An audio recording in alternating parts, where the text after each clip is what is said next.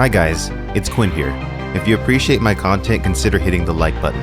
It's the best way to get the YouTube algorithm to notice this channel. If you want to do more to support this channel, consider checking out the Patreon link in the description. What does the end of the world look like? Fire? Water? Will it be us that takes us out, or something else? Humans have been contemplating the end of everything since before the dawn of civilization, it seems. And yet, we have always managed to just barely survive. Will that always be the case? Humanity, for all its ingenuity, is fragile, walking a thin line between survival and collapse. We play with fire in ways our ancestors never could have imagined. Nuclear weapons, climate change, biotechnology. How long does an intelligent species last? We cannot say. We have no reference point. It could be that we are but a fledgling species, that compared to other intelligent species that inhabit the cosmos, we are merely beginning our journey.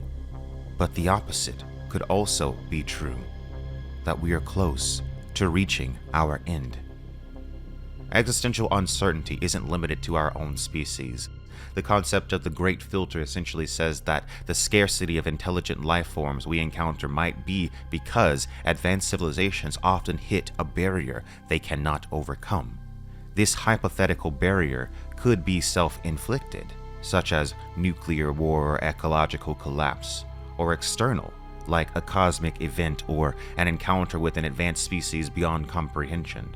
The fact that we haven't observed clear evidence of other advanced civilizations might itself be a warning sign. Are we approaching that invisible threshold? Or have we already crossed a line from which there is no return? The concept of the superorganism is especially relevant here. Humanity, when viewed as a collective entity, behaves more like an emergent singular being rather than a collection of individuals. This superorganism acts on instincts that mirror those of evolutionary pressures, survival, reproduction, competition. Even with the benefit of history and foresight, we seem unable to curb our most destructive impulses. It is as though the human species is caught in a feedback loop of creation and destruction, blind to its own demise, much like a colony of bacteria that thrives until it depletes its resources entirely. You Like It Darker is a book of short stories by Stephen King, released in 2024. It contains a story titled Two Talented Bastids, which is a story told of two men and what they encountered one night outside a remote cabin in the woods. It would go on to change them forever, not just due to the tangible realities of what occurred, but because of the secret that was revealed to them on that night, the secret of humanity's future. The short story opens more than 40 years after these pivotal events, and the truth of what occurred during their hunting trip in November of 1978 would not be revealed until after the death of one of the men, Laird Carmody. In my opinion, the story implies that he is attempting to leave whatever was given to him to his son. His son reads his father's journal recounting the hunting trip, and learns what his father and Uncle Butch had seen in the sky, what came down, and how afterward the two of them went on to become talented and famous in the fields of painting and writing. They were given something on that hunting trip, a gift from something not quite human. But they were also given knowledge of a shadow looming in humankind's future. What I remember most clearly, other than a sense of awe, was how divided my mind was during the 5 or 10 minutes it went on. I wanted to see what was making those lights, yet I didn't. I was afraid, you see, that we were close to artifacts, maybe even intelligent beings from another world. That exalted me, but also terrified me. Looking back on that first contact, for surely it was that. I think our only two choices were to laugh or to scream. If I'd been alone, I almost certainly would have screamed, and run away, probably to hide under my bed like a child and deny I'd seen anything. Because we were together, and grown men, we laughed.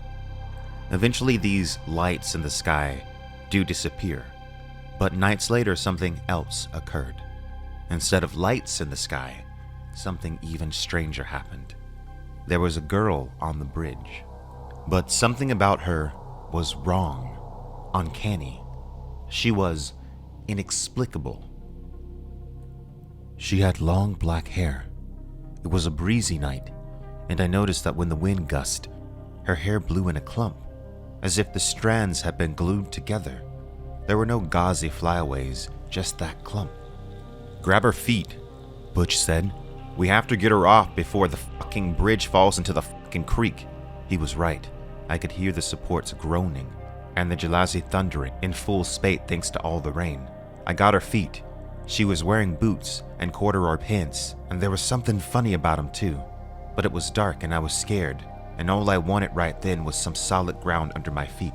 Butch lifted her by the shoulders and gave a cry of disgust. "What?" I asked. "Never mind. Come on, hurry." We got her off the bridge and into the clearing. Only 60 feet, but it seemed to take forever. Put her down, Jesus Christ!"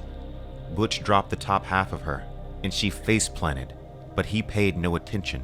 He crossed his arms and started rubbing his hands in his armpits, as if to get rid of something nasty. I started to put her legs down and froze, not able to believe what I thought I was seeing. My fingers appeared to have sunk into her boots, as if they were made of clay instead of leather. I pulled free and stared stupidly at the marks of my fingers as they smoothed out. My God, it's like she's made out of Play-Doh or something. Butch, what? For Christ's sakes, what? Her clothes aren't clothes. It's like body paint or camouflage or some damn thing. He bent toward her. "It's too dark. Have you got a flashlight?" "No. Didn't bring it." "Her hair." I touched it, then pulled away. It wasn't hair. It was something solid but pliable. Not a wig. More like a carving. I didn't know what it was. Whatever this thing was, it wasn't a girl. It wasn't even human. When they found it, it seemed to be in the process of changing itself, camouflaging itself to look more human. It was wounded, but clearly putting on a disguise, attempting to conceal its true form. As a short amount of time passes, she seems to become more real. Her clothes even look more real. The men, even while knowing deep down that whatever she wasn't really what they were seeing, attempted to help her in any ways they could. It is for this reason, ultimately, that they would be rewarded. Eventually, a bright light fills the entire room. The woman, or whatever she was, is gone, and in her place is a man, but he is not really a man. "Where do you come from?" Butch asked. "It doesn't matter." "Why?" I asked. "Why do you come?" "That's a more interesting question. And because you saved Yaila, I will answer it. We gather." "Gather what?" I asked and thought of stories I'd read and seen on TV about aliens kidnapping folks and sticking probes up their asses. "People?" "No. Other things. Items. But not like this." He reached into his bag and showed us his empty beer can. "This is special to me and means nothing. There's a good word for it, perhaps French. Venir." "Souvenir?" I said. "Yes. It is my souvenir of this remarkable night. We visit yard sales." "You're joking," I said. "They are called different things in different places. In Italy, vendita in the cantieri. Samoan, fana fatale. We take some of these things to remember, some to study. We have film of your Kennedy's death from rifle shot. We have an autographed picture of Judge Judy." "Wait," Batch was frowning. "Are you talking about Judge Judy?" "Yes, Judge Judy. We have a picture of Emmett Till, a young man with his face gone, Mickey Mouse at his club. We have a jet engine that came from a repository of discarded objects." "They're dump pickers," I thought. "Not much different from Rennie Lacasse. We take these things to remember your world. which will be gone soon. We do the same on other worlds, but there aren't many. The universe is cold. Intelligence is rare. The reason, though not malicious, is devastating. The alien beings were merely collectors, observers. They were not here to invade us or suck our world of resources. It was our existence as intelligent beings that was of interest to them, and then only of passing interest. We were a doomed species. They were morbid collectors. When the men ask the being how long we have, the answer that it gives only adds to the devastation. Our demise will be soon, and at our own hands. How soon will ours be gone? Do you know, or are you just guessing? And before he could reply, "You can't know, not for sure." It may be what you call a century, if you are, as you say, lucky, which is only an eye blink in the sweep of time. I don't believe that, Butch said flatly. We've got our problems, but we're not suicidal. Then, perhaps thinking of the Buddhist monks who had been setting themselves on fire in Vietnam not so long ago. Not most of us. It's inevitable, the young man said. He looked regretful. Maybe he was thinking of the Mona Lisa, or the pyramids, or maybe just of no more beer cans, no more autographed pictures of Judy. When intelligence outraces emotional stability, it's always just a matter of time. He pointed to the corner of the cabin. Your children playing with weapons. I thought about this line a lot after I finished the story. When intelligence outraces emotional stability, it's always just a matter of time. It has been suggested before that intelligent species might, like individuals, go through stages of maturity, infancy, childhood, adolescence, adulthood, etc. Human individuals have the potential to not only be very intelligent, but to also be rational, thoughtful, and smart. But when humankind acts as a superorganism, which it can't help but doing, it is guided by a force and momentum that is beyond the will of any individual to control it. To the collectors, we were a curiosity, a sad small species that would likely destroy itself soon, following the trajectory of so many similar other sad small species. What I also find interesting is the things they take. They are alien beings, so the things they value as souvenirs are different from the things we would see as valuable. The exact how of humanity's end was not known, but it was certain. Within humankind was a ticking time bomb of annihilation that was in fact rapidly accelerating. Extinction seemed to surround us. If you look at the real world, there are seemingly countless ways in which our world could come to an end. For example, technological advancement has given us remarkable tools of insight, but it has also armed us with the power of self-destruction on an unprecedented scale. The Anthropocene epoch marks an era where humans have become a geological force, capable of altering the planet's climate, biodiversity, ecosystems. The duality of our intelligence, a gift that allows us to create but also to destroy, might be our undoing. And this is something that science fiction authors have recognized since the days of Mary Shelley. We've now harnessed the power of the atom and mapped the human genome, and yet we struggle with basic cooperation, and we don't seem to possess the collective willpower to address global threats like climate change. It's as if the very traits that make us intelligent are inherently self-sabotaging. Consider the paradox of Fermi's question. If intelligent life is as probable in a universe as vast as ours, why haven't we seen clear evidence of it? One unsettling answer could be that the natural progression of intelligence leads species toward self-annihilation. Perhaps it's a common story.